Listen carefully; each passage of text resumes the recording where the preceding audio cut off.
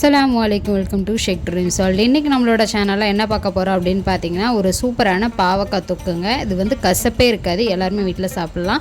எப்படி ட்ரை பண்ணுறதுன்னு பார்க்குறதுக்கு முன்னாடி என்னோட சேனலை பார்த்தா நீங்கள் ஃபஸ்ட் டைம் பார்க்குறீங்கன்னா சப்ஸ்கிரைப் பண்ணிக்கோங்க. வாங்க வீடியோக்குள்ளே போகலாம். இதுக்கு வந்து ஒரு குக்கரில் ஒரு 2 டேபிள் ஸ்பூன் அளவுக்கு எண்ணெய் ஊற்றிக்கிறேன். எண்ணெய் வந்து சூடாகிற அளவுக்கு வந்து வச்சுக்கலாம்.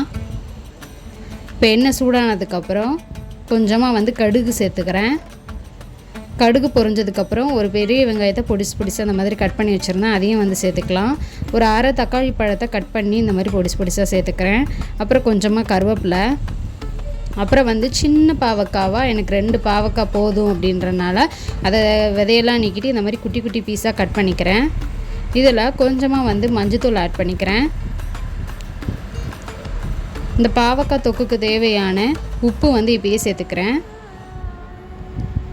காரத்துக்கு தகுந்த மாதிரி மிளகாத்தூள் வந்து ஆட் பண்ணிக்கிறேன்.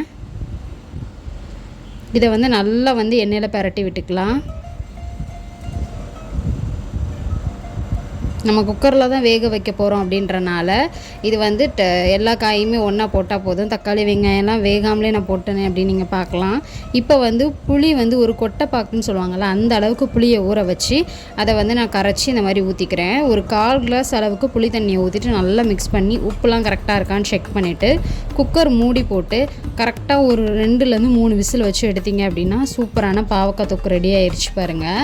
இப்போ வந்து அடியில் வந்து லைட்டாக வந்து இந்த புளி தண்ணி இருக்கிற மாதிரி, நான் 2 விசில் தான் வச்சேன், நல்லா வெந்துருச்சு.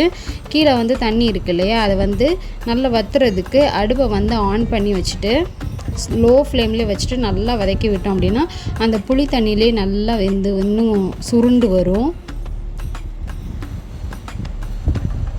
இந்த மாதிரி செஞ்சு கொடுக்கும்போது ஒரு துளி கூட கசப்பே இருக்காதுங்க.